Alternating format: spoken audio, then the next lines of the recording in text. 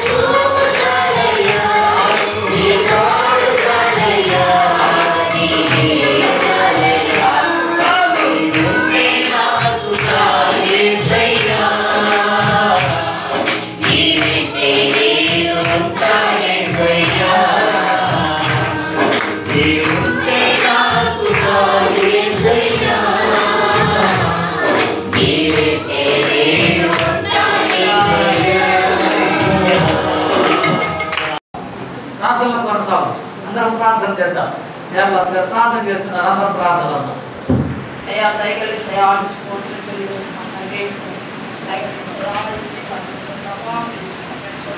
పదనాలుగు స్తోత్రాలు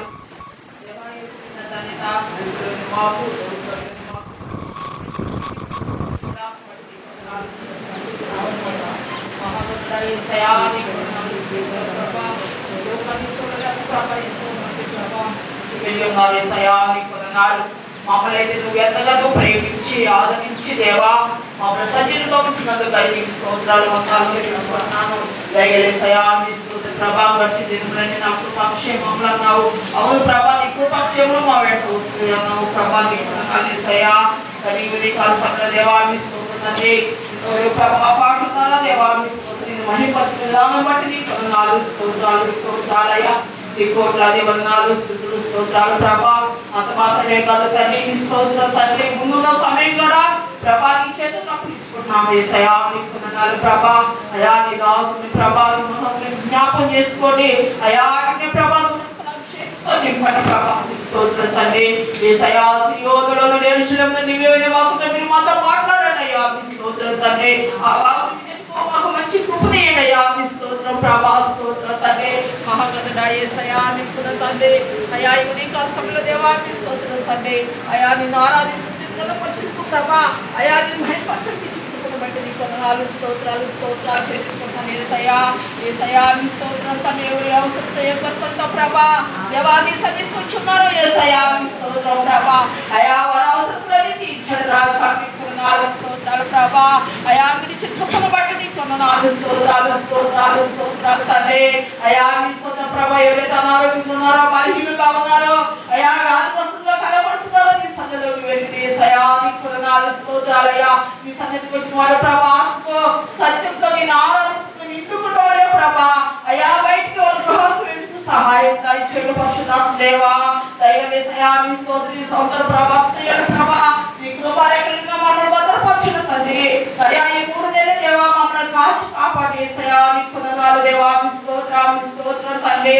మీరు ఎక్కడికి మమ్మల్ని భద్రపరచండి సజీలుగా నిలబెట్టండి దేవా అంత మాత్రమే కాదు దేవా మీ స్తోత్రం ప్రభా గురువయ్యా తండ్రి శ్రమల దినాల్లో మేము ఉన్నాము ప్రభా దేవా మీ స్తోత్రం ప్రభా ఇచ్చిన వార్తకే విని అయా మేము తండ్రి లోకంలో తండ్రి వేదనతో దుఃఖిస్తూ ఉన్న వారిగా మీకు కనబడుచున్నాం యేసయ్యా మీకు వందనాలు దయగలేసయ్యా మా పాపము కొరకు మా శాపము కొరకు తండ్రి నువ్వు సిలువ వేయబడ్డావు యేసయ్యా మీ స్తోత్రం తండ్రి మమ్మల్ని క్షమించు రాజా మీకు వందనాలయ్యా మా దోషము క్షమించు ప్రభా దయగలేసయ్యా మీ స్తోత్రం చెల్లించుకుంటున్నాం తండ్రి అయ్యా ఎవరికి లేదంటే మీరు మాకు ఇచ్చున్నారు ప్రభా అంత మాత్రమే కదా నీ దాసుని నిరంతరంగా అభిషేకించండి అయ్యా నీ దాసుని మాట్లాడుచుండగా తండ్రి మీరు మీ మాటలు పలకండి రాజా మీ తండ్రి అయ్యా నిరంతరం అభిషేకంతో నీ బిడ్డ మీరు నింపండి అభిషేకించండి దేవా నీ వందనాలు మీ బిడ్డ కదయ్యా మాట్లాడేది దేవా మీరు మాట్లాడండి రాజా నీ వందనాలు స్తోత్రాలు చెల్లించుకున్న ఆ బిడ్డకి కుటుంబాన్ని బట్టి వారిని పిల్లలను బట్టి సంఘంను బట్టి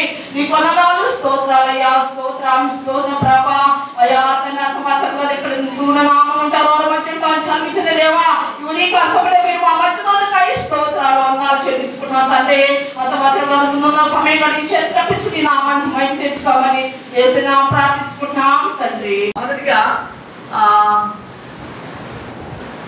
చాలా ఉంది ఊరికి మనం పదం వెంబడి వాక్యం చూస్తే మన పాఠం అండర్స్టాండింగ్ అయిపోతుంది. ఓహో శ్రమను గురించి ఈ మాట చెప్పాడు. దీని తర్వాత మనకు ఈ శ్రమను అనుభవిస్తే ఇదిగో ఈ విధమైన మేలు ఈ ఉపకారం ఈ ఆశీర్వాదం ఈ నీతి మనం కలిగి ఉండడానికి కారణమవుతుందని చెప్పుకోగలుగుతాం. కీర్తన 66వ కీర్తన 14వ వచనాన్ని చదువుకుంటున్నాం. ముందు వెనకాల ఉంటుంది ఫస్ట్ నుంచి లాస్ట్ వరకు వెళ్ళొచ్చు కానీ ఒక క్రమాన్ని బట్టి మనం ఒక ఆర్డర్లో తీసుకోవాలి కాబట్టి వాక్యాలను అందుకు ఇక్కడికి వెళ్ళాల్సి వచ్చింది. కీర్తన 66వ కీర్తన 14వ వచనం చదువుతున్నా. చదువుమా. శ్రమ కలిగినప్పుడు నా పెదవులు పలికినటువంటి మొక్కుబడులను, నా నోరు వచించినటువంటి మొక్కుబడులను నేను నీకు చెల్లించదను. హల్లెలూయా. శ్రమ కలిగినప్పుడు అనుకుంటారు లేదు ఎవరైనా, రోగం వచ్చింది అప్పుడే నడుచుకోనికి వచ్చేస్తుంది ఒక థాట్, ఏంటి నేను బాగుపడితే దేవునికి కృతజ్ఞత చెల్లిస్తా, ప్రార్థన పెట్టుకుంటా, చందా ఇస్తా, లేకపోతే వాళ్ళతో ఇది పంచుకుంటా, ఈ అనుభవాన్ని పంచుకుంటా అని వెంటనే మనసులో కొత్తది ఏది అమ్ముతూనే ఉన్నాం. మొదట కలిగేది మనం బాగుపడితే బయట ఆ విధంగా ఒక అది ఏదైనా, అది రోగం కానీ, అదొక నష్టం కానీ, కష్టం కానీ, ఏదైనా ఇబ్బంది ఏర్పడడం కానీ. అందుకని అన్నాడు, నాకు శ్రమ కలిగినప్పుడు నా పెదవులు కలిగిన మొక్కుబడులను. హిజ్కియా ప్రస్తావన చూస్తాం మనం, ఏమని ఆయన మళ్ళా తిరిగి ఏం చేశాడంట, విశ్రాంతిలోనికి ప్రవేశించాడంట, ఆలయానికి ఎక్కిపోయాడంట, మళ్ళా ఆయుష్ పొడిగించబడిన అట్టకు ఉంటుంది భావన. 72వ కీర్తన 2వ వచనాన్ని చదువుతున్నాం. 72వ కీర్తన. నీతిని బట్టి నీ ప్రజలకును న్యాయ విధులను బట్టి శ్రమ నొందిన నీ వారికి అతడు న్యాయము తీర్చును. హల్లెలూయా. నీతి కోసం, సత్యం కోసం వెళితే పేతురు గారు అన్నాడు, సద్భక్తితో బ్రతుకను ఉద్దేశించే వారికి శ్రమలంట. అందదు ఉదాహరణ, నిన్న ఒక దైవజనుడు చనిపోయాడు. సరే, మనం లేఖనాలను బట్టి, దేవుని కార్యకలాపాలను బట్టి తప్పేమి లేదు, ఇబ్బంది ఏమి లేదు, బాధపడాల్సిన అవసరం లేదు. వాక్యాలు ఏమన్నాడంటే, యెహోవా యందు భయభక్తులు గలవారి మనం ఆయన దృష్టికి విలువైనదే కానీ, దేవుని యందు భయభక్తులు గలవాడు తెచ్చిపోతే ఆయన దృష్టికి అవమానం అని చెప్పేసి లేనే లేదు. అవునదు. అయితే మనం లోకస్తులుగా ఉంటాం కాబట్టి, మా క్రైస్తవుల మీదకి నేను మీరు దాడులు చేస్తున్నారు, ఇతర మతాల వాళ్ళు హతమారుస్తున్నారు అని రాద్ధాంతాలు సహజమే. అవును కాదు. దేవుడు ఆదిలోనే చెప్పాడు, నా నిమిత్తము మీరు నిందించబడ్డం, కొట్టబడ్డం, అవమానపరచబడ్డం, తిట్టబడ్డం ఉండేది సహజమే. ఎందుకని సత్యాన్ని సత్యంగా ప్రకటించండి. నేను మన కామెంట్ పెడతా ఉన్నా, వాళ్ళు అంటారు మేము చెప్పం కదా, మేము ప్రకటన చేయం కదా, మీ దైవాల గురించి లేకపోతే మీలో మీ తప్పుల గురించి, మీరు ఎందుకు మా దైవాల గురించి మా తప్పుల గురించి నేను కామెంట్ పెట్టాను. ఈయన దైవం కాబట్టి, సత్యం కాబట్టి వాక్యాల్లో కూడా ఉన్నాయి, ప్రతి ప్రూఫ్ పెడతారని కానీ అడిగితే ఆయన మాటలు ఎదలో రగిలిపోతున్నాయి అంట. హల్లెలూయా. ఆయన మాటలు ఏంటి, అగ్నికి ఆహుతి అయ్యేటువంటి వారిని రక్షించాలనేటువంటి కుతూహలం. అంతేగాని ఎందుకు చావుకొని తెచ్చుకోవాలా, నీకు సత్యం ఎందుకు చెప్పాలా, అందుకని సత్యం చెప్పడం వల్ల ఏమవుతుందంటే, ఇప్పుడు మరి కొన్ని మనకు లాస్ కూడా వస్తాయి తెలుసా. పనులు చెప్పరు, వాడు పనులు చెప్పరు, గౌరవించరు, కొడతారు, తిడతారు, ఎందుకు ఇవన్నీ. కానీ లోకాన్ని ఏం చేస్తుందంటే, అరే మనం క్రైస్తవులు అని తెలియకూడదు, నాకు దేవుడి గురించి వాడు పరిచయం చేయకుండా ఉంటేనే మంచిది, బతికిపోవచ్చు. అవును కదా. బ్రతికిపోయాడు ఎంతమంది లేరు నాకు తెలిసిన. నాతోటి ఒక స్నేహితుడు ఉన్నాడు, వాడు మేస్త్రి అయిపోయాడు, ఎలక్ట్రీషియన్.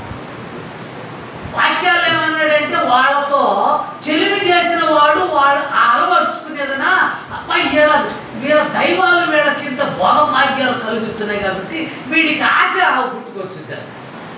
నేను చెప్తా, ఎవడు ఎలా కొనసాగుతున్నాడో బయోడేటా అంతా చెప్తా.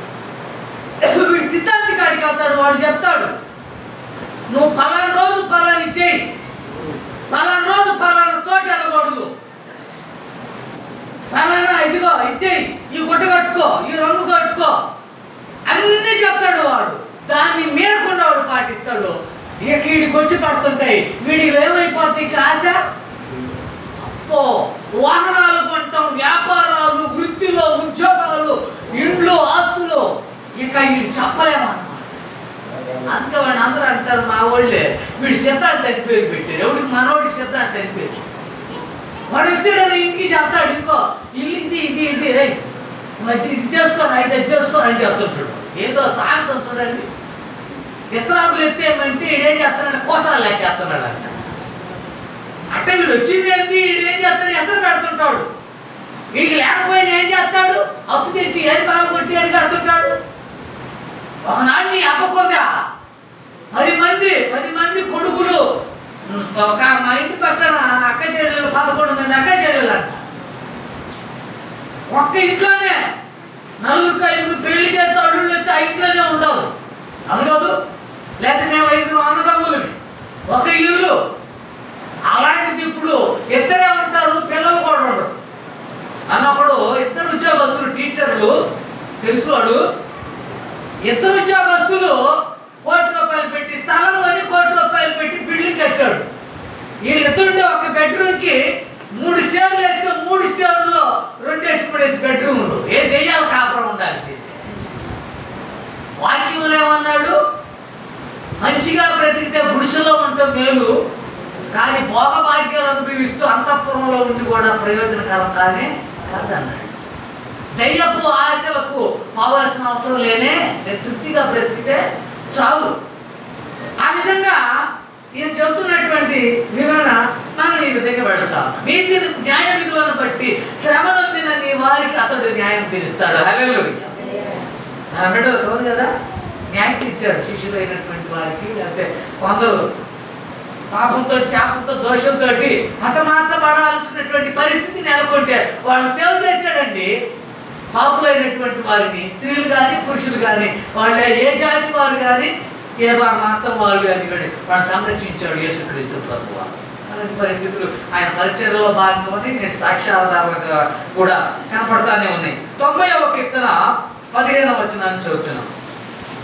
90వ విస్తరించి మాట్లాడడం వచనం చూసామంటే మనకి అండర్స్టాండింగ్ వస్తూ ఉంటుంది. శ్రమపరచినటువంటి దినముల కొలది, కీడు అనుభవించినటువంటి ఏండ్ల కొలది మమ్ములను సంతోషపరచేటువంటి దేవుడవు. హల్లెలూయా. నేను గొప్ప సత్యం చెప్పాను గతంలో, మన జీవితాంతం కూడా శ్రమ పడాలంట. హల్లెలూయా. మన జీవితాంతం కష్టపడాలంట. లోకంలో సుత్తుంది, కృషితో నాస్తి దుర్భిక్షం. శ్రమ పడితే సుఖం వస్తుందని అంతేంది, కొంతకాలం బాగా సంపాదిస్తే కూర్చొని తిందాము అనేది ఈ లోక నానుడి. కానీ దేవుడు చెప్పినటువంటి బోధ కానీ దేవుడు చేసిన కార్యం ఏంటంటే చావు దాకా శ్రమ పడాల్సిందే. హల్లెలూయా. సుఖం ఎక్కడంటే మనం పరలోకంలో మాత్రమే కోరుకోవాలి. నేనేం బాగా చెప్తున్నానా, ఆ దరిద్రుడైనటువంటి లాజరును ఉద్దేశించి అంటాడు ధనవంతుడితో, రాబాయ్ గతంలో నువ్వు ఎట్టాగా సుఖపడ్డావో వాడు ఎట్ట శ్రమ పడ్డాడో ఒకసారి గుర్తు చేసుకో అన్నాడు. చచ్చిన దాకా వాడు శ్రమ పడతానే ఉంటాడు, చచ్చిన దాకా వీడు సుఖపడతానే ఉంటాడు. ఇద్దరు ఏమైపోయింది, ప్లేసులు మారిపోయి గల్లంత అయిపోయి. దరిద్రుడైనటువంటి వాడు శ్రమ పడ్డవాడు సుఖపడుతున్నాడు, సుఖపడ్డవాడేమో యాతన పడుతున్నాడు అనే వివరణ మనకు తెలిసినది. శ్రమ పడిన ఏండ్ల కొలది అంటే ఇక్కడ చాలా కాలం కానీ మనం శ్రమ పడితే చాలా కాలం సుఖపడగలుగుతాం. హల్లెలూయా.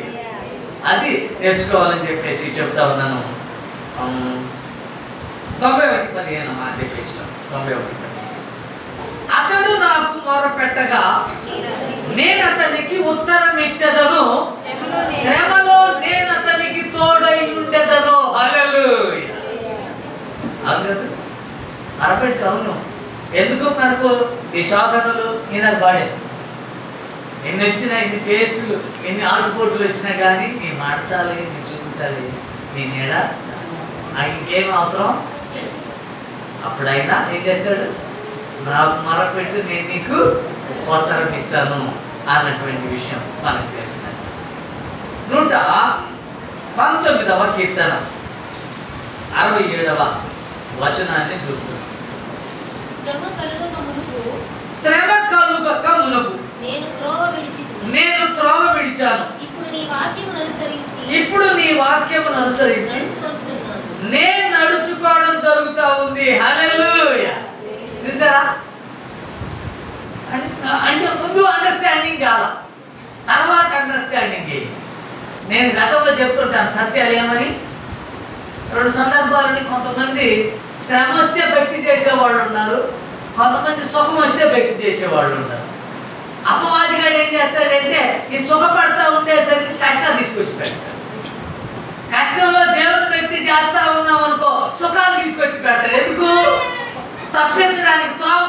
లోకానికి వాడు మామూలు వాడు కానీ కాదు. ఏ రూపేణా దెబ్బ కొడతాడు, ఆత్మను దెబ్బతి కొట్టేటువంటి పరిస్థితి. అందుకని మనం ఏం చేయాలా?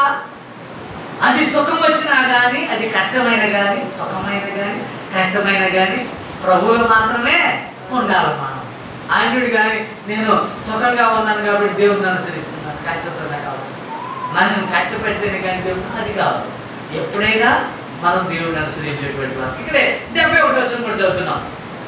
నేను నీ కట్టడలను నేర్చుకున్నట్లు శ్రమ నుండి ఉండటం నాకు మేలైంది. హల్లెలూయా. చాలా వింటున్నా దేవుని వాక్యాలన్నీ విడ్డూరంగా ఉంటాం, అవును కదా? శ్రమ నుండి ఉండడమే మేలుగా భావించాల. ఇక అలాగూ చేయనోడు మాత్రం భక్తి చేయదు అంతే. నేను కూడా అంతే, సుఖంతో భక్తి చేసేవాడు అయితే వద్దు నాకు. కానీ నేర్పుతున్న నీతి ఏంటి? శ్రమ నుండి ఉండడమే నాకు మేలుగా నేను ఎంచుకొచ్చున్నానని చెప్పేసి మాట్లాడుతున్నాను. 120వ కీర్తన మొదటి వచనాన్ని చూస్తున్నాను. నేను యెహోవాకు మొరపెట్టి తిని ఆయన నాకు ఉత్తరం ఇచ్చాడు. హల్లెలూయా. నిజమే, సుఖంలో కూడా మొరపెట్టాలి. సుఖం అంటే ఈ సుఖం అలాగే నిలబడి మనా శ్రమలు వచ్చినప్పుడు నిజమేందుకు అయ్యా నేను దీన్ని సహించినట్లుగా తీసే మనిగా తొలగించమనిగా నేను భరించాలి. నీ శక్తిని బట్టి, ఏది నీ ధైర్యం బట్టి, నీ కృపను బట్టి నువ్వు చాలా కానీ నువ్వు మాకు నేర్పుతున్నావు కదా. ఆధ్యాత్మిక జీవితం మేము మరొకరికి మార్గదర్శిగా లేకపోతే మనల్ని అనుసరించి మరొకరు భక్తి నేర్చుకోలేడు. నిన్ను నన్ను నిలిపింది ఎందుకనంటే మరొకరికి సాక్షిగా ఉండాలని నిలబెట్టాడు. అంటే నీ శక్తి, యుక్తి, బలము, జ్ఞానము, చాతుర్యమో, పాండిత్యమో కానీ దేవుని బిడ్డ అయినటువంటి వాడు దేవుడు నన్ను నిలబెట్టింది. కీర్తనకారుడు ఒక చోట అంటాడు, నీవు నన్ను బ్రతికించు, నేను నిన్ను స్తుతిస్తాను. కష్టమైన పాఠం, కష్టమైన సుఖమైన యేసుని నేను వెంబడిస్తానని చెప్పేసి పిల్లలు పాడుతుంటారు. పాట వాళ్ళకి తెలీదు, అదే ఆగిపోతే వాళ్ళు ఫేస్ చేయలేదు కానీ వాళ్ళు పాట పాడుతుంటారు. ఆ విధంగా మనం కూడా పాడవలసిన అవసరం ఎంతైనా ఉంది. సామెతల గ్రంథంలోని పెడుతున్నాం. 24వ అధ్యాయం 10వ వచనాన్ని చదువుతున్నాం. 24:10 చదువుతున్నాం. శ్రమ దినమున కృంగినట్టయితే చేతకాయనోడు అవుతావాడు. అంటే దేవుడిని అనుసరించిన వాడు కానే కాదు, దేవుని నీతి లేనే లేదు, అంతా దెయ్యపు నీతి. శ్రమ తీసుకొచ్చేది ఎవడు? ఒకడు మంచిగా బ్రతకాలను, మంచిగా బ్రతుకుతుంటే శత్రువు అయినటువంటి వాడు ఏం చేస్తాడు? శ్రమ తీసుకొచ్చి పెడతాడు. శత్రు అనుభవాలు కాదు మనం నేర్చుకోవలసింది, మిత్రు అనుభవాలు, దేవుని అనుభవాలు, కార్యకలాపాలు నేర్చుకోవాలి. ఆ కోణంలో భాగంగా శ్రమ దినాన్ని కురింగిపోతే వెనకడుగేస్తే చేతకాదు. విశ్వాస యాత్రలు ఏం చేయాలా? కొనసాగిపోతూ ఉండాలా. దాంట్లో ఆయన ఏం చేస్తాడు? ముందు చెప్పాడు కదా, నేను నీకు లేవనెత్తుతాను, ఉద్ధరిస్తాను అనేటువంటి వాక్యాలు ఉన్నాయి. కాబట్టి దాన్ని అలవర్చుకోమని చెబుతా ఉన్నాడు. యెషయా గ్రంథం 1వ అధ్యాయం చాలా విలువైనటువంటి వృత్తాంతాలు ఈ పాఠ్యాంశంలో, ఈ అంశంలో భాగం. వీటిలో ఉన్నటువంటి నీతిని మనం తెలుసుకోగలిగితే చాలా ధన్యులం కాగలుగుతాం. 1వ అధ్యాయం 4వ వచనాన్ని చదువుతున్నాం. పాపిష్టి జనమ, దోషభరితమైనటువంటి ప్రజల, దుష్ట సంతానం, చెరుకు చేసేటువంటి పిల్లల ఎవరికి తర్వాత ఇప్పుడు కానీ భూలోకంలో దేవుని విధిని, నీతిని, న్యాయాన్ని బట్టి కొనసాగుతుంటే శ్రమలు రావచ్చు, కానీ పిదప మనం సుఖాలు అనిపిస్తాం. కానీ ఈ లోకంలో నిరంతరం కూడా సుఖాలు అనిపిస్తూ ఉంటే ఒకనాడు శ్రమకాలం, లోకమంతా శ్రమకాలం అనుకోబోతున్నటువంటి పరిస్థితులు దాపిస్తే ఎవరికంటే ఇలాంటి ప్రజలు, దుష్ట సంతానం, పాపిష్టి ప్రజలుగా ఉన్నటువంటి వాడు, దోషభరితమైనటువంటి ప్రజలకు దోషం అంటే దీన్ని తొలగించుకుందామే. యేసుక్రీస్తు ప్రభువారు మనం పొందాల్సినటువంటి శ్రమలు ఆయన బుద్ధి, మన శ్రమను వైదొలగ చేయడానికి కార్యకలాపాలు జరిగించాడే, బాగు చేసాడే, అర్థం చేసుకోలేకుండా కొనసాగేటువంటి వాడు ఒకనాడు శ్రమలు రాబోతాయి అన్నంతగా చెబుతున్నాడు అన్నమాట. ఇదే గ్రంథంలో ఉన్నాం మనం. 29:15 చదువుతున్నాం. రాసుకుంటే మనకు మరింతగా అండర్స్టాండింగ్ అవుతుంది. నేను అంటాను, మరొక చోట చెప్పగలగాలి అని అనుకున్నటువంటి వాళ్ళు రాసుకుంటారు. అవును కదా? ఎందుకులే మనకి ఆడ చెప్పేది లేదు, మనం పాటుపడేది లేదు అంటే వాళ్ళు ఏమి రాసుకుంటారు. మనం పాటలు పాడాలరా, ఏడకపోయిన పాటలు పాడాలంటే రాసుకుంటారు. అవును కదా? ఏడకపోయినా చెప్పాలంటే నేర్చుకుంటారు. ఏడకపోయినా ప్రార్థించాలంటే ప్రార్థన నేర్చుకుంటారు. మనకు మనం వాటి మీద మాత్రమే అనుకున్న వాళ్ళు వింటాం, వదిలి పాట కానీ మాట కానీ ప్రార్థన. అది అపవాది గడి చేస్తాడంట, పక్షుల్లో వచ్చేసి ఆవరించుకొని ఎక్కువ నిండిపోతాడంట. త్రోవ పట్టబడ్డ ముళ్ళ పొదల్లో నేనుంటండి విత్తనంగా మనం ఉంటామని చెప్పేసి ఆయన మాట్లాడుతుంటాడు. 29:15 చదువుతున్నాం. తమ ఆలోచనలు యెహోవాకు కనబడకుండా లోపల వాటిని మరుగు చేయ చూచు వారికి శ్రమ. అంటే నేను యేసుక్రీస్తు ప్రభు ఎలాంటి వాడు? ఆయన కను దృష్టి లోకమంతా సంచారం చేస్తుంది. ఆయన ఉనికి కలిగి ఉన్నాడు. మనం ఆయన పోలికంట, పురుషుడు ఆయన పోలిక, ఆయన మహిమంట. దెయ్యపు కళ. నువ్వు దేవుని ఎరకపోతే నువ్వు ఏం చేస్తున్నావు? పాలుగారు గారు అంటాడు చూడండి, నీ దేహాన్ని దేవునికి ఆలయంగా గుడిగా మార్చాలి, లేకపోతే దేవుడు దాన్ని కూరదేస్తాడు, పడదేస్తాడు, దెయ్యంగాడు వచ్చేసి ఆక్యుపై చేసుకుంటాడు అంటాడు చూడండి. అదేవిధంగా వీడు ఎరకపోతే తన దేహం, తన ఆత్మ, తన ఉనికి, తన స్థితి అంతా దైవం దాన్ని ఎరకపోతేనంట అపవాదిగాడు ఏం చెబుతున్నాడంటే దయ్యపూర్వకంగా మలిచొస్తున్నాడు అని చెప్పేసి చెబుతూ, అలాంటి మరుగు చేసే వాళ్ళు ఉంటారు చూడు దేవుని కార్యకలాపాలు. దేవుడు అంటే అసలు కనిపెడుతూ అసలు అలా వచ్చాక ఆలోచనలోకి రాయకుండా ఉంటున్నారు అనుకో, అలాంటి వాళ్ళకు శ్రమ అని చెప్పేసి చెప్తున్న బాగా చూసామండి. 45:9 చదువుతున్నాం. ఒక్క దానికి అసలు గూఢార్థం ఏంటి అనేది మనం గెస్ట్ చేయగలిగితే చాలు. అంత విస్తారమైనటువంటి మాటలు మనకు అవసరం లేదు. 45:9 చదువుతున్నాం.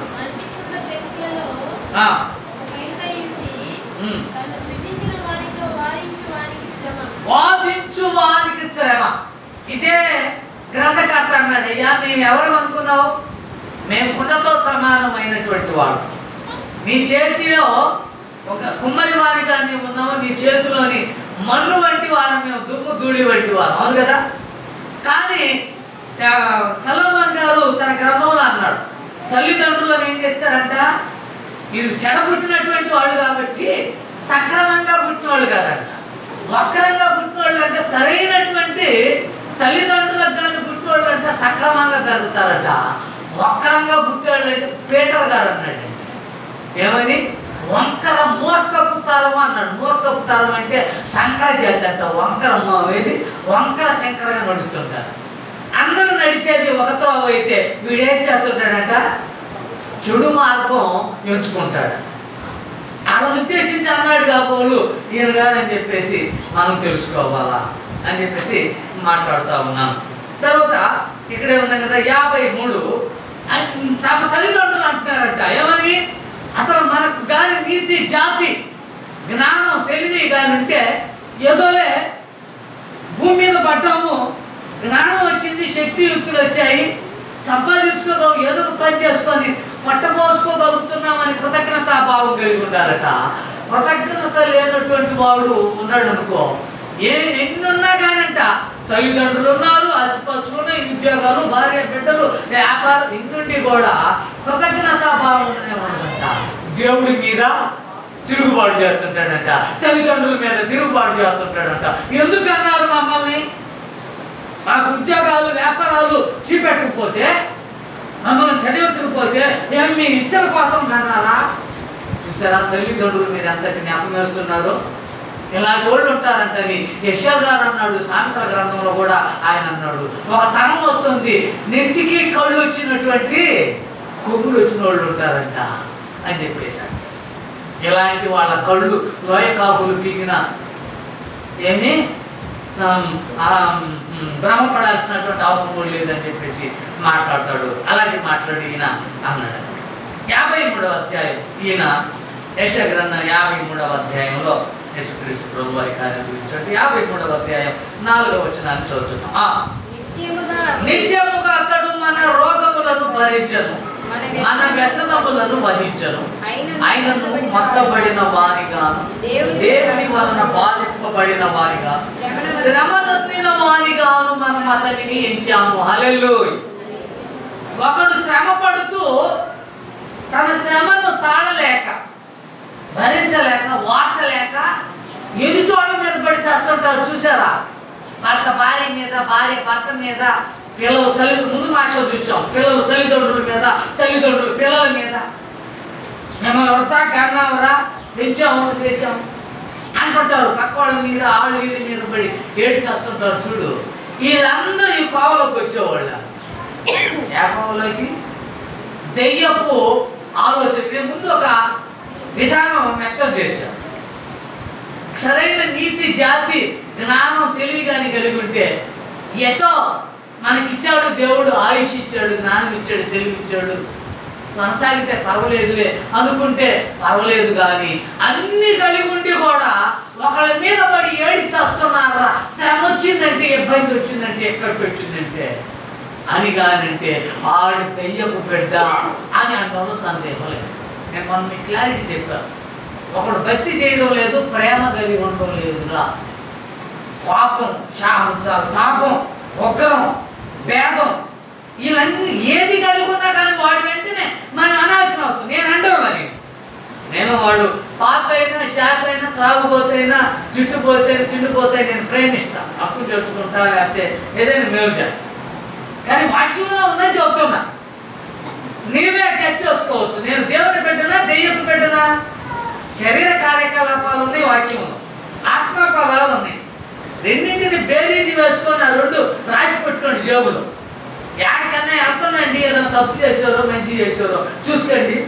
నేను మంచి చేశాను రా, సంబరపడండి, పర్వాలేదు, తృప్తి పడండి. అమ్మో ఇదిగో ఈ శరీర కార్యం నేను చేస్తున్నాను ఆయన ఏం చేయాలా? దుఃఖపడండి, అవును కదా? దేవుడు పశ్చాత్తాప పడండి, సందేహం లేదని చెప్పేసి చెప్తున్నాను. అంటే ఆ రెండు వాక్యాలు రాసి పెట్టుకొని పేపర్ తెచ్చుకొని, లేకపోతే రాసి పెట్టుకొని జేబులు పెట్టుకొని కల్తీలకు రాసిన పత్రిక 5వ అధ్యాయంలో ఉంటుంది. 19-22 వచనాలు ఈ సందర్భాలు ఉన్నాయి. రైట్, తర్వాత వెళ్తున్నాము విలాప వాక్యముల గ్రంథం 5వ అధ్యాయం 1వ వచనాన్ని చూస్తాం. ఇర్మియా గ్రంథం తర్వాత ఉంటుంది. ఇర్మియా గ్రంథం కంటే విలాప వాక్యాలు రాసి 5వ అధ్యాయం 1వ వచనాన్ని చదువుతాం. యెహోవా మాకు కలిగిన శ్రమ జ్ఞాపకము చేసుకొని దృష్టించి మా మీదికి వచ్చిన నింద ఏంటిదో. నిజమే, న్యాయం ఏంటో, ధర్మం ఏంటో నీకు తెలుసు, ఆడికి తెలుసు. అన్యాయంగా వాడు మన మీద నిందేసింది తెలుసు, లేక మనం చేసి తప్పుకోవాలనేది మనకు తెలుసు, మన మనస్సాక్షికి తెలుసు, అవును కదా? అందుకే యెషయా గారు అంటాడు, రండి మన వివాదాలు తీసుకుందాం ఆయన ముందర, చల్లవైపోవాలంతే. కానీ తప్పు చేసి కూడా బయటపడాలని చాలా మంది అలా అనుకోవడం మాత్రం భావ్యంగానే కాదు. దేవుడు తప్పుకోవాలని ఆయన నేను తప్పు చేశాను, తప్పు చేశానని ఒప్పుకుంటే వాడు యోధాయి స్త్రీ యోధులు కూడా క్షమించి వదిలేసేవాడు అంటే యేసుక్రీస్తు ప్రభు. హల్లెలూయా. కానీ ఆయన ఇచ్చేసరికి తిరిగి లేచేటప్పుడు కూడా లేడు అంటాడు. మనస్సాక్షి చేసిన వాడిని గద్దించేసి వాడికి వాడే ఆత్మహత్య చేసుకునేటువంటి దేంద్ర ఒక మహాత్ముడిని, దేవకుమారుణ్ణి తిరువుకు అప్పగించి వీడు ఆత్మహత్యుకోవాల్సినటువంటి అంత అవసరం ఏమున్నావు కదా, బతికిపోవాలి కదా. సోదరుడు తమ్ముడిని ఆత్మహత్యటువంటి కయ్యూను ఇద్దరిదేగా ప్రపంచం అంతా ఎదుర్కోవచ్చుగా. కానీ ఇప్పుడు దేశ దిమ్మరై వెళ్తా ఉన్నాడంటే అక్కడ కూడా ఎవరు చూడలేదు అనుకున్నా, దేవుడు చూశాడా? ఇప్పుడు నేను ఏడక పరిగెత్తిన ఆయన ఉంటాడు కదా, పలకరిస్తున్నాడు, ఏడకపోతున్నావు. అమ్మో నేను మా అయ్య అమ్మ చూడలేదు, దేవుడు చూడలేదు అని చెప్పాను, ఇప్పుడు ఏం చేయాలి? ఇలాంటిది పరిస్థితి. సరే చూద్దాం.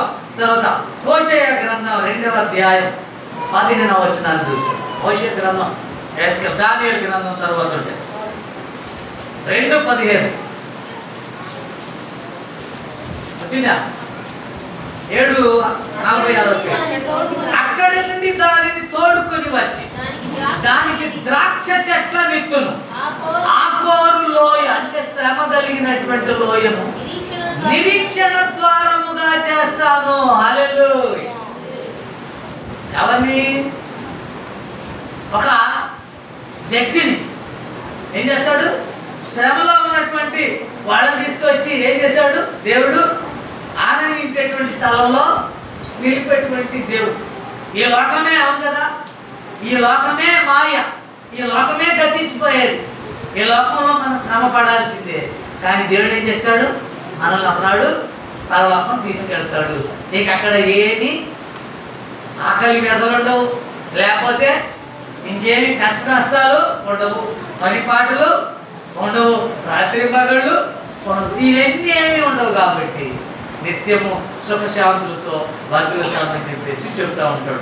మత్తయి సువార్త 18వ అధ్యాయం. సువార్తలో శ్రమలు రావచ్చు, కానీ నేను సువార్త కోసం నీకు శ్రమ రావడం లేదు అని అంటే దేవుడి కోసం నువ్వు జీవించడం. అవును కదండి.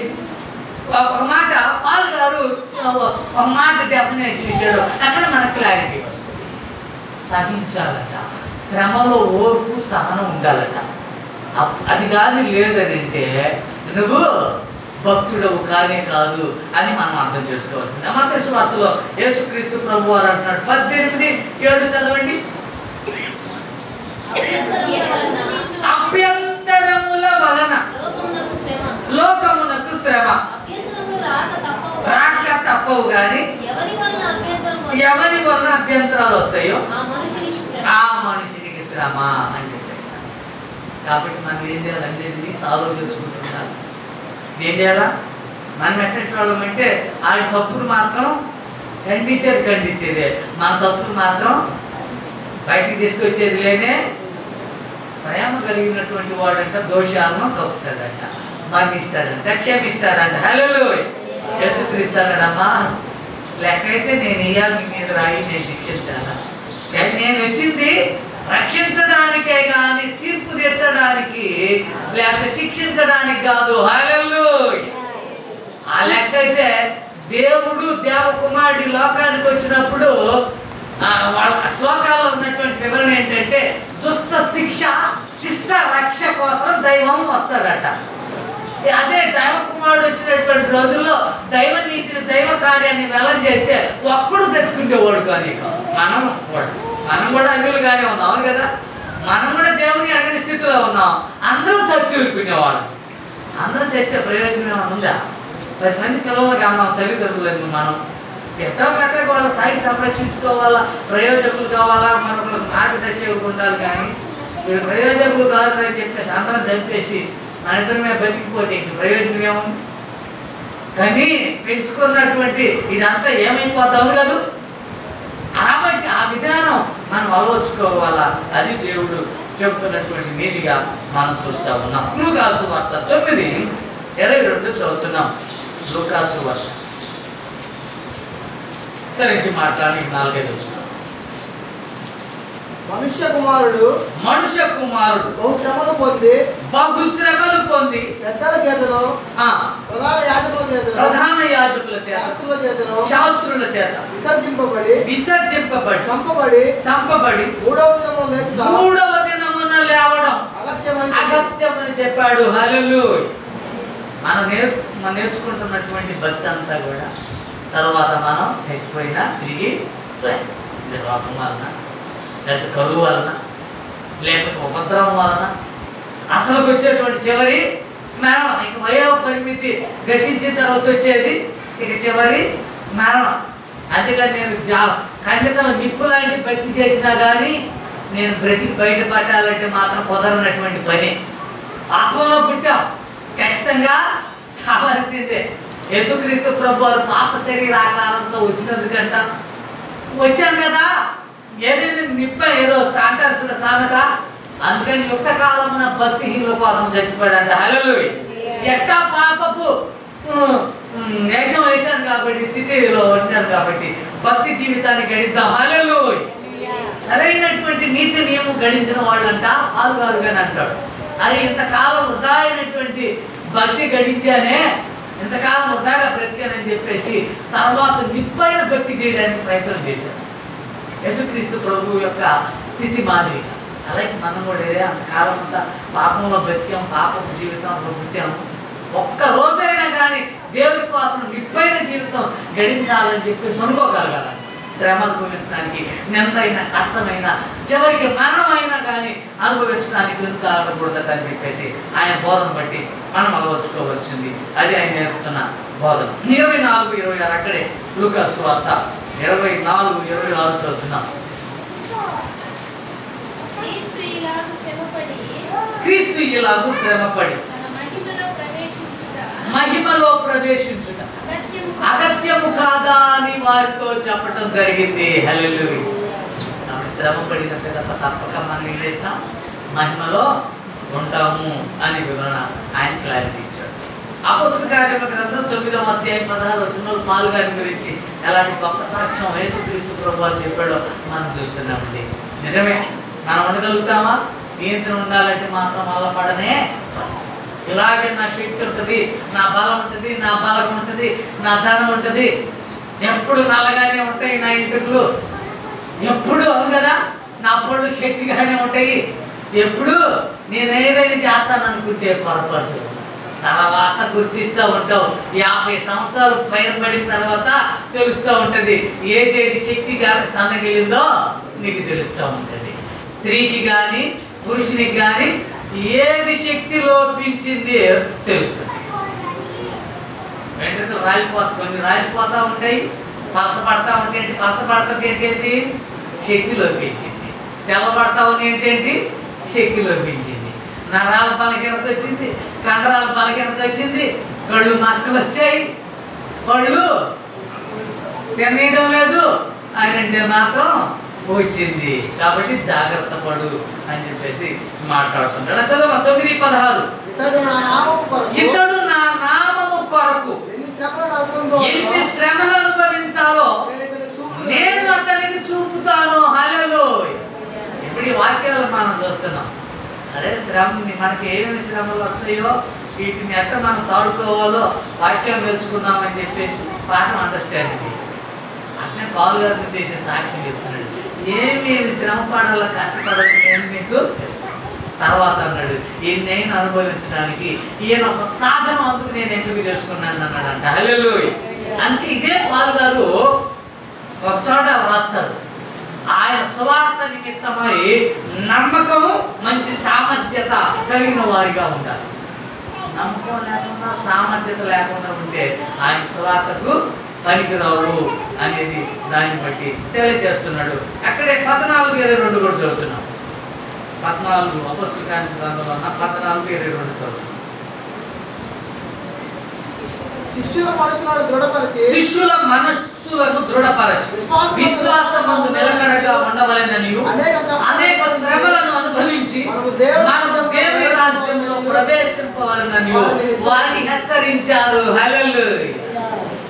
అంతేగాని మనకన్నీ సుఖాలు రుచి పడతలేదే, శ్రమ అంటూ మనం ధరిచారదు, రాగం అంటే మనల్ని వెన్నట్టదు, కష్టం అంటే మన జీవితాల్లో చోటు చేసుకోదని చెప్పేసి బాధ చేసామంటే అపవాదిగాడు ఏం చేస్తాడంటే ఒకదాని అంటే ఒకటి తీసుకొస్తాడు. మనకి వ్యక్తి ఏం చేస్తాడు, పాడు చేసేస్తాడు, మీరు ఏం చేస్తాడు. ఇప్పుడు అందుకే యేసుక్రీస్తు ప్రభువు వారు అన్నాడు, ఒక దెయ్యం పోయిన తర్వాత వీడేం చేశాడు, అప్రమత్తంగా ఉన్నాడు.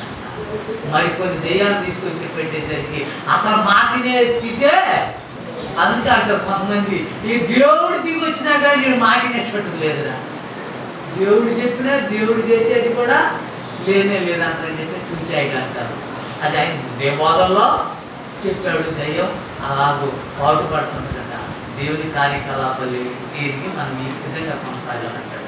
రోమ సంఘానికి పాలు గారు వస్తున్నాడండి. ప్రక్కనే 5వ అధ్యాయం 3వ వచనంలో చెబుతున్నాడండి. ఈ శ్రమ మనకు ఏం తీసుకురావాలయ్యా అంటే శ్రమలో మనకు ఓర్పు సహనం కావాలంటే. హల్లెలూయా. శ్రమ వచ్చిందంటే అమ్మో నివ్వెరపోతున్నావు, నాకెందుకు రావాలని చెప్పేసి మీద పెట్టి చేస్తున్నావు అనుకోండి. నేను ఇంతగా చెప్పా, అది అవుట్ చేసి ఆ పాయింట్ అవుట్ చేశాను. ఏమని, ఎవరి మీద పడి చేస్తున్నావు నువ్వు? నీకు సమస్య వస్తే కూతురు మీద, భర్త మీద, నీ పొరుగు వారి మీద, అన్నదమ్ముల మీద పడి చేస్తే అట్ట నీకు శ్రమ వచ్చి కొని తెచ్చుకొని, నువ్వు కొని తెచ్చుకొని అప్పులు తెచ్చుకోను రాగం తెచ్చుకోను, తిరిగి తెచ్చుకున్నావో తిరిగి తెచ్చుకున్నావో తర్వాత తాళ్ళ మీద పడి ఏడిచేస్తే ఎట్ట? అవును కదండి. అందుకే ఈయన చెప్తున్నాడు చదమ్మా 5:3 ఏమన్నాడు? అంతేకాదు శ్రమ ఓర్పును, శ్రమలోనంట ఓర్పు కలిగి ఉండాలి. సహించకపోవడం అంటే నువ్వు దేవుని పెట్టవు కానీ కాదు. ఇక్కడ చెప్తున్నాడు ఒకదాని వెంబడి ఒకటి. శ్రమ ఓర్పును, ఓర్పు పరీక్షను,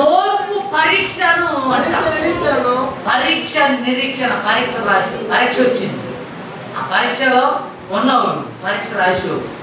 అవును కదా, ఫెయిల్ అవుతావు పాస్ అవుతావు చివరి దాకా ఉండాలి. కానీ నేను పాస్ అవుతాను, నేను ఫెయిల్ అవుతాను. నేను రీసెంట్ 10th క్లాస్ పరీక్షలు జరుగుతున్నాయి, నేను ఫలానా పరీక్ష బాగా రాయలేదని చెప్పేసి ఎవరో ఒక అమ్మాయి ఏం చేసిందంట, ఉరి వేసుకొని చచ్చిపోయింది.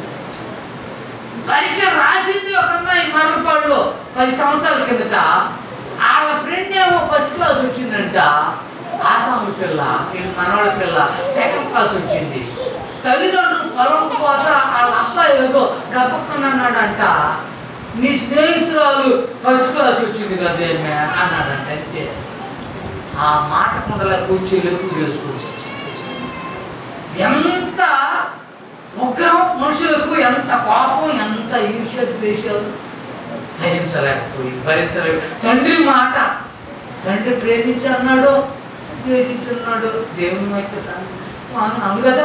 అసలు చదువులోని అక్షరం ఒక్క రానోడు బతికిపోతాంలా, అసలు చదువులేనోడు. అవును కాదు, వెనకటితోడో నాకు బండి లేదని చెప్పేసి ఏడుతో కూర్చుంటే ఒకటి కాళ్ళు లేదు, వాడు బ్రతకటంలా. ఒకడికి చెవులే లేవు, ఒకడికి నోరే లేదు, ఒకడికి ఇల్లే లేదు, ఒకడికి పేలమే లేదు. నాకు 2వ పెళ్లి కావాలంటే అట్ట అసలు అసలు పెళ్లి చేసుకొని వడితేంది, పెళ్ళలేని వడితేంది.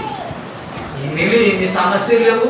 నేను మన ఎప్పుడో పాయింట్అవుట్ చేశాను. ఏంటి ఒకటి, చాలా మంది చాలా కలిగి ఉంటారు కానీ అది వాళ్ళ మనసులోకి రాలేదంట. మనం అరే ఇదిగో ఈ తప్పు మొక్కలో ఉన్నాం, దీంట్లో మనం తక్కువలో ఉన్నాము అని చెప్పేసి అనుకోరంట, ధీమాగా పోతుంటారు. ఇవన్నీ అవసరం లేదు కదా. దేవుడి కలిగి ఉంటే చాలు, ఏమి లేకపోయినా. నాకు ఆరోగ్యం లేకపో, అంతస్తు లేకపో, అందం లేకపో, అవును కాదు అని చెప్పేసి దేవుడు ఉంటే చాలు అనుకోవాలి. కానీ లోకమంతా గెలిపిండి కానీ దేవుడు లేకపోతే ప్రయోజనకరం కాదని బైబిల్ గ్రంథం కూడా చెబుతుంటుంది. 8వ అధ్యాయం ఉండే పుస్తకం రోమా 8:17 చదువుతున్నాం. 8:17 చదువుతున్నాం. మనము పిల్లలమైతే వారసులము, దేవుని వారసులు, క్రీస్తుతో కూడా మహిమ పొందుటకు ఆయనతో శ్రమ పడిన ఎడల క్రీస్తుతోటి వారసులం కాగలుగుతాం. హల్లెలూయా. క్రీస్తు ఎంతగా దూరిపోసాడయ్యా శిష్యుల కంటే, తిరిగి లేచిన ఆ ఉదంతం చూసిన శిష్యులంట మేమంతగా అంతకు మించినగా శ్రమ పెట్టబడినా మేము తిరిగి లేస్తామా అని నమ్మారంట. హల్లెలూయా. కాబట్టి పేతురు తలకిందులుగా సిలువైన వేసినా పర్వాలేదు అన్నాడు. మరి మేము చూడకపోతే, దేవుడు చచ్చిపోయింది చూడకపోతే, లేచింది చూడకపోతే మనం ఎందుకు శ్రమ పడతాము? మనం ఎందుకు, అవును కదండి, మేము ఎందుకు పాటిస్తాము? సుఖమే మాకు కావాలా, సుఖమే నాకు. అది నేను నేర్పుతున్నటువంటి వివరణ. 35 చూడమ్మా. 35 ఏమన్నాడు? క్రీస్తు ప్రేమ నుండి మనల్ని ఎడబాపేవాడు ఎవడు? శ్రమ అయినా, బాధ అయినా, హింస అయినా, కరువైనా, వస్త్రహీనతైనా, ఉపద్రవమైనా, ఖడ్గమైనా, ఏది క్రీస్తు ప్రేమ నుండి అంటే క్రీస్తులో నుండి. అవును కదా, క్రీస్తు నుండి వేరు చేయాలని అంటే ఆయన అంత భరోసా ఇచ్చాడండి విశ్వాసులకు. విశ్వాసులు కొనసాగుతున్న భక్తి జీవితాన్ని గురించి అంతగా ఆయన ప్రశంసించి మాట్లాడితే నేడు నేను అనాలనంటే, ఒక్కడికి శ్రమ వస్తే ఒకవేళ నిలబడతారా చెప్పండి? నీకేదన్నా పూర్వకంగా ఏదన్నా రూపంలో కానీ శ్రమ వస్తే ఉంటావా? ఉండేటువంటి భక్తి పరుడు ఒక్కడు కూడా లేడని చెప్పచ్చు. తర్వాత ఈ విధంగా చెప్తా ఉన్నాడు. కొరింథీ సంఘానికి వస్తున్నాడు ప్రక్కన కొరింథీ. ఇంకా అన్ని పత్రికలకు మాట హెబ్రీతో బయలు చేద్దాం. 9:16 కొరింథీ సంఘానికి రాసిన మొదటి పత్రిక. నేను సువార్తను ప్రకటిస్తున్నాను. లేదు, సువార్తను ప్రకటించవలసిన భారము నా మీద మోపబడి ఉంది. అయ్యో, నేను సువార్తను ప్రకటింపకపోయిన ఎడల నాకు శ్రమ. హల్లెలూయా. క్రీస్తు శ్రమ పడ్డాడు, అవును కదా? శ్రమను మినిమంగా చూశాడు. వీటిని ఏ కోణంలో మనలో అలవచ్చుకొని నేను పాటుపడుతున్నాడంటే, సువార్త ప్రకటిస్తున్నాననేటువంటి దానిలో భాగంగా నేను సుఖపడుతున్నాను అని ఈయనకు నాకు మేలు జరుగుతుందో అని చెప్పేసి అనుకోవటం లేదు. కానీ సువార్త కానీ ప్రకటించకపోతే నాకు శ్రమ. అది శ్రమ అయినప్పటికీ కూడా ఇతడు నా నామము నిమిత్తము ఎన్ని శ్రమలైన అనుభవించడానికి సమర్థుడని చెప్పేసి ముందే విధంగా సాక్షి చెప్పాడు. ముందు గ్రంథంలో సువార్త ప్రకటించకపోతే శ్రమ.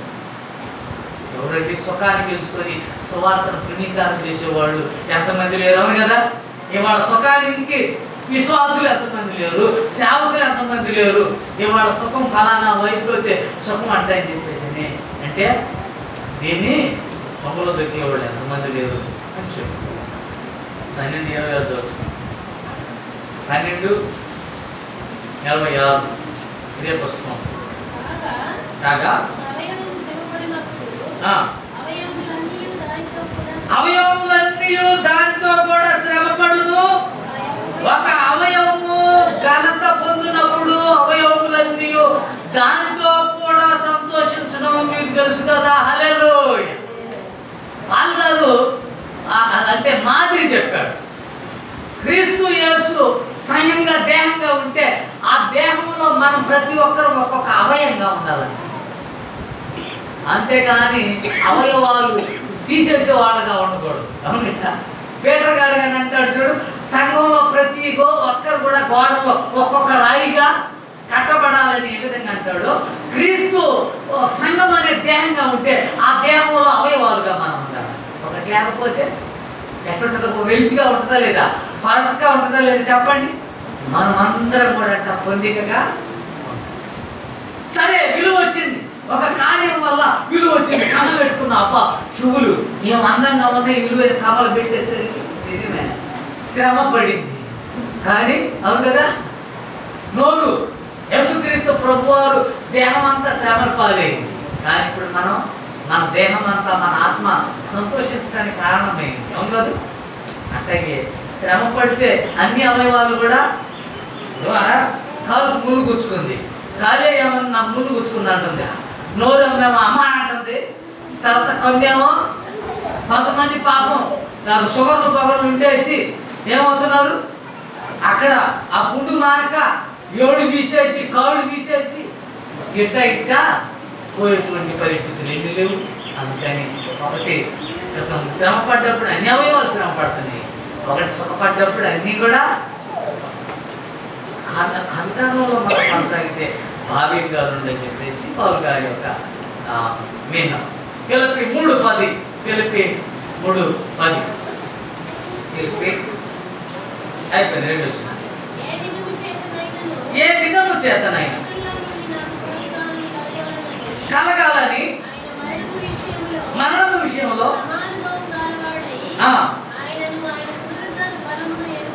ఎరుగు నిమిత్తం శ్రమలో పాలిభాగస్తుడనవుతున్నాను. హల్లెలూయా.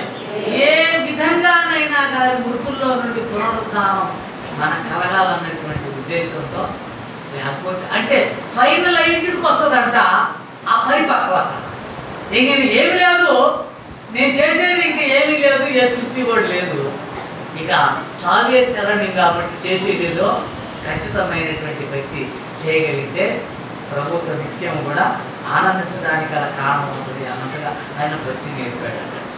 అంటే తిమోతికి రాస్తూ పాల్ గారు అన్నాడు, 2వ పత్రిక తిమోతికి రాసి 2వ పత్రిక బాగా అలవర్చుకోవాలా మాట్లాడేటువంటి విధానం. 2వ తిమోతికి రాశాడు, 2వ కొరింథీ సంఘానికి ఆయన అనకూడదు, కొరింథీ సంఘానికి రాసిన 2వ పత్రిక పాల్ గారు. పౌలు గారే తిమోతికి రాసి 2వ పత్రిక, 2వ తిమోతి రాయలేదు, 1వ తిమోతి రాయలేదు. తెలియక ఏం చేస్తుంటారు, బోధకులు కూడా ఉచ్చారణ చేస్తుంటారు. కీర్తన కూడా అధ్యాయాలు కాదు, అప్పటి రోజుల్లో జరిగిన సంభవాలన్నీ కూడా కీర్తనలుగా మలచి ఒక గ్రంథం ఉంది. హల్లెలూయా. కోరహు కుమారులు రాశారు, సొలొమోన్ గారు రాశారు, మరి మోసే గారు రాశారు, దావీదు గారు రాశారు. చాలా మంది రాసినటువంటి కీర్తనలు, ఎక్కువగా కీర్తనకారుడు రాశారు. దావీదు గారు రాశారు 90 కీర్తనలు, అట్ట 150 కీర్తనలు. అవి పాటలు, కీర్తనలు, వచనాలు, చరణాలు అంతే. తెలియనోడు ఏమంటాడంటే కీర్తనలు మొదటి అధ్యాయం కాదు. అట్ట ఎన్నెన్నో తప్పులు అన్నమాట. చూద్దాం.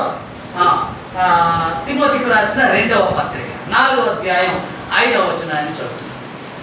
4:5. అయితే అన్ని విషయాల్లో మితముగా ఉండు, శ్రమ పడుము, సువార్తికుని పని చేయుము, నీ పరిచర్యను సంపూర్ణముగా జరిగించుము. హల్లెలూయా. శ్రమతో కలిగినటువంటి సువార్త చేయమన్నాడు, కానీ సుఖముతో కూడినటువంటి నీకు చేయమన్నాడు. అపోస్తలుల కార్యముల గ్రంథంలో అంటాడు, దేవుడు స్వరక్తం ఇచ్చి సంపాదించినటువంటి సంఘం మీద అధ్యక్షుడిగా ఉండేసి నిర్వర్తించమన్నాడు. కానీ కాపరంటే కాసేవాడిగా ఉండాలంటే, కానీ కోసేవాడిగా ఉండనే కోసే కాపరులు ఉన్నారంట, కాసే కాపరులుగా ఉండకపోతున్నారంట అని చెప్పేసి ఒక వక్త మాట్లాడుతూ ఉంటాడు. హెబ్రీ సంఘానికి రాస్తున్నాడు పాల్ గారు. 5:8 చదువుతున్నాను. మీ చదవకపోతే నేను గపాలు చదివేసేస్తాను. 5:8. ఆయన కుమారుడయుండి తాను పొందిన శ్రమల వలన విధేయతను నేర్చుకొనెను. హల్లెలూయా. ఒక్కొక్క శ్రమలో ఒక్కొక్క అనుభవాన్ని నేర్చుకుంటున్నాను. యేసుక్రీస్తు మనకు ఒక శ్రమ ఒక రూపంలో వస్తేనే తోడుకోలేకపోతే అన్ని రూపాల్లో అన్ని కోణాల్లో వచ్చి మీద పెడితే చాలు ప్రభువుకి అప్పగించుకోవటం. అయ్యా మేము నీకు అప్పగించుకుంటున్నాం అని చెప్పేసి అది చెప్తున్న మాట. 11:24 మోషే గారు ఏంటంట, తన ప్రజలతో శ్రమ అనుభవించడం మేలుగా ఎంచుకున్నాడు. ఐగుప్తులో భోగ భాగ్యాలు అనుభవించడం కాదు. మనోడు కొంతమంది పల్లెల్లో మనం శ్రమ పడ్డ కూలీనాలు చేసుకోవటం ఏంటి, పట్టణంలోకి వెళ్ళేసి వ్యాపారాలు చేద్దాం. నేడైనను రేపైనను వేరొక పట్టణము వెళ్ళి లాభము సంపాదించుకుందాం అన్నాడు యాకోబు గారు. ఏడెందుకు మనం నష్టపడాలిరా, పట్టణాలకు వెళ్ళి సుఖపడదాం అనుకునే వాళ్ళు లేకపోలేదు. అవును కాదు? అందుకని ఈయన ఈ మాట చెప్తున్నటువంటి దాన్ని మనం మోషే గురించి తెలుసుకోవాలా. ఇశ్రాయేలు ప్రజలతో శ్రమ అనుభవించటమే మేలు అన్నాడట. ఐగుప్తు భాగ్యాలు అనుభవించడం భావ్యం కాదని చెప్పేసి కొట్టిపారేశాడట. 13:12 ఏమన్నాడమ్మా, ఊరు బయట ఆ దేవుని వెళ్ళట శ్రమ పడ్డాడు అని చెప్పేసి మాట్లాడతాడు. అదే ఏప్రిల్కి రాసినటువంటి పత్రిక 13:12.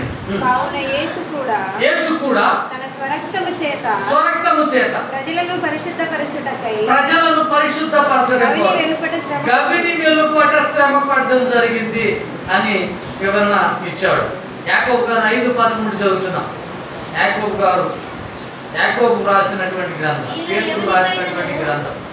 యాకోబు తిమోతికి, ఫిలోమోను కాడగా పాల్ గారు రాశారు. ఆ తర్వాత వీళ్ళు వేరుగా గ్రంథాలు రాశారనమాట. యాకోబు గారు కానీ పేతురు గారు కానీ. చదువుమా. మీలో ఎవరికైనాను శ్రమ సంభవించినట్టయితే అతడు ప్రార్థన చేయవలెను. హల్లెలూయా. అంతేగాని మరొకళ్ళ మీద దోషేయటం. ఒక చోట నేను ఉపవాస దినాల్లో వాక్యం చెప్పడానికి ఉపవాస దినం రోజున పోతే అక్కడ లేరు వాడు. వారి సమస్యలన్నీ అంటే వాడుకో ఇప్పుడు బాగా పాపం తాండిచ్చే పెరిగిపోయి సమస్యలన్నీ ఏం చేశారంటే ప్రింట్ పెట్టించారు ఒక పేపర్. అందరికి విశ్వాసులు పెంచారు. అలా ఇక లేదా ప్రార్థనలు చేశారు, లేకపోతే తర్వాత చేద్దామని అనుకున్నారు, ప్రసంగానికి ఇచ్చారు, నాకు పేజ్ ఇచ్చారు. ఈ సమస్య కలిగిన ఆయన ఉన్నాడా? లేడు. ఈ సమస్య కలిగిన ఆయన లేడంట. ఈయనంట ఉద్యోగం చేయమన్నాడంట. ఈయన పోయి ఆడినంట కోర్సు చేస్తున్నాడు. చేస్తున్నాడంటే ఉద్యోగం కోసం వీళ్ళు ప్రార్థన చేయాలి. దైకోడు ప్రాణంతో ఏంటాడా ఈ ఆడో చూపించుకోవడానికి వెళ్ళాడంటే ఆయన కోసం ప్రార్థన చేయాలి. కానీ దేవుని వద్దకు తీసుకొచ్చారు లేదా? వాడు మంచంలో ఉండవాడిని కూడా నీకు విశ్వాసం ఇంటి వాడి కూడా ఇంకెందుకులే, చచ్చేవాడిని నాకెందుకులే హాస్పిటల్, ఆ దేవుడి కాడికి తీసుకెళ్ళండి రా అని అంటే మంచిది. కానీ ఆడి ఆడ ఇంటి ప్రార్థించాలి. ఇంకొక అమ్మాయి పెళ్లి కోసం, ఈ అమ్మాయి వచ్చిందా? ఆ అమ్మాయి పెళ్లి కోసం అంటే మంచి భర్త కోసం ప్రార్థన చేయలేదు. ఆ మాత్రం ప్రార్థనలో లేదు. ఇవే ఆ సమస్యలు. ఇట్లాంటి ఇలాంటి మనోళ్ళు చేస్తున్నటువంటి మనం వ్యర్థమైనటువంటి ప్రార్థనలు అని చెప్పుకోవాలా ఏం చెప్పినటువంటి వివరణ బట్టి. పేతురు మొదటి గ్రంథం 2:23 చదువుతున్నాం. 2:23 చదువుతున్నాం. ఆయన దూషింపబడి బదులు దూషించలేదు. ఆయన శ్రమ పెట్టబడి బెదిరింపక న్యాయముగా తీర్చు దేవునికి తను. మనల్ని ఎవరు శ్రమ పెట్టారు, ఇబ్బంది పెట్టారు? ఎందుకు? దేవుడు నేర్పితే ఒక షాంపు కొడితే ఇంకో షాంపు చేపెట్టాలంటే ఇప్పుడు ఒక షాంపు కొడితే 2 షాంపులు ఆగించేపెట్టి పరిస్థితి. వాడు ఒక మాట అంటే 2 మాటలు. అవును కాదు? ఇది మనం నేర్చుకున్న లోకబాణి. శ్రమ పట్టబడి బదులు దూషించలేదు. మాట నోరు మేదపక మౌనంగా ఉన్నాడని యేసుక్రీస్తు ప్రభువుని గురించిన వివరణలు మనకు తెలిసినటువంటి 3:14 చదువుతున్నాను. మీరు ఒకవేళ నీతి నిమిత్తము శ్రమ పడినట్టయితే మీరు ధన్యులే. వారికి ఎదురుకు భయపడకూడి కలవడపడ.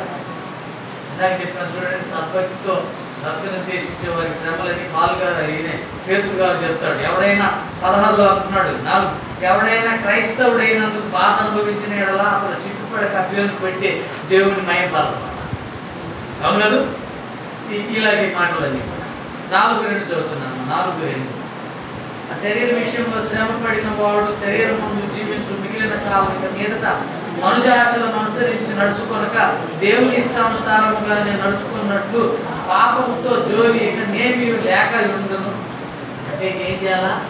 ఇక దేవుడే శరణ్యం, నీకు అనుభవించింది సోల్లే అన్నట్టుగా దాన్ని తీసేసుకోవాలని చెప్పేసి మాట్లాడుతున్నాడు. 5:10 చదువుతున్నాను.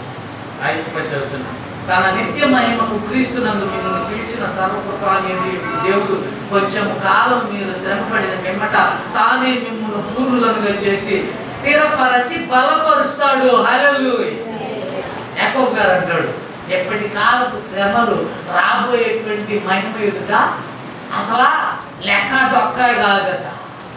పనిలా ఎన్ని కష్టాలు నష్టాలు ఇబ్బందులు పడ్డాము, ఈ ఆనందం చాలు అనుకుంటామంట. అదేదో ఎరక్క సుఖాలు అనిపించుకోగా ఇక్కడ ఉండే శ్రమ మనం ఎరక్క ఏదో సుఖాలు పడ్డాము, ప్రయోజనం ఏంటి అని చెప్పి సొప్పును అలగలుచుకుంటారంట చెప్పేసి మాట్లాడతాడు. చివరిగా ప్రకటన గ్రంథం 2:9 మాట్లాడతాడు. ప్రకటన గ్రంథం ఇప్పుడు నిన్ను నన్ను ఉద్దేశించే లేకపోతే ఒక సంఘంలో ఒక సంఘాన్ని ఉద్దేశించి మాట్లాడుతున్నాడు, ఒక సభ్యుని ఉద్దేశించి మాట్లాడుతున్నాడు అనుకోవాలి.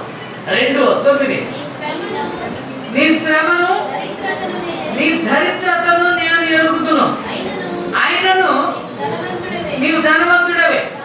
తాము యూదులమని చెప్పుకొనొచ్చు యూదులు కాక సాతాను సమాజపు వారి వలన నీకు కలుగు దూషణ నేను ఎరుగుదు. నీవు పొందబోవు శ్రమలకు భయపడొద్దు అని. దేవుడు తెలియదు, దేవుడికి అన్ని తెలుసులే, దేవుడు చూస్తున్నాడులే అని అనుకునేవాడివి అన్ని కోణాల్లోనే అట్టే అనుకోవాలి. కానీ పాపం చేసి ఆయనకి తెలియటం లేదులే, సుఖం మనం సుఖపడేది ఆయనకి తెలియదులే, రేపు ఎట్టో కట్ట ఇంకా చేసుకోపోతాడా అది మాత్రం అపభక్తి మాత్రం చేసే ప్రయోజనకరం. కానీ ఇంకా శ్రమలు అనుభవిస్తే తరువాత దానిలో ఉన్నటువంటి నీతిని మనం తెచ్చి పరలోక రాజ్యంలో కలిగేటువంటి ప్రతిఫలానికి అందరూ కూడా ఎదురు చూడాలని నిరీక్షించాలని ప్రేమతో నేను తెలియజేస్తూ ఇందుతో ఈ మాటలు ముగిస్తున్నాను. దేవుడు తన పరిశుద్ధ వాక్యాలు మనం వీటిలో దీవించగా ఇక అలాగే 4 రోజులు పండుగ 20వ తేదీని కాబట్టి మనం 20వ తేదీ నుంచే ఈ వృత్తాంతాల్లో కొనసాగుతూనే ఉన్నాం. రాబోయేటువంటి మొదటి ఆదివారం బడి విశేషమైనటువంటి పాటలు దేవుడి గురించి గొప్పగా మాటలు పాడటం కానీ, ప్రకటనలు చేయడం కానీ, ప్రార్థించడం కానీ అన్నిటిలో యుక్తంగా కొనసాగే వారు ఉండాలని తెలియజేస్తూ మనం గురిస్తున్నాం. చిన్న ప్రార్థన చేస్తాం.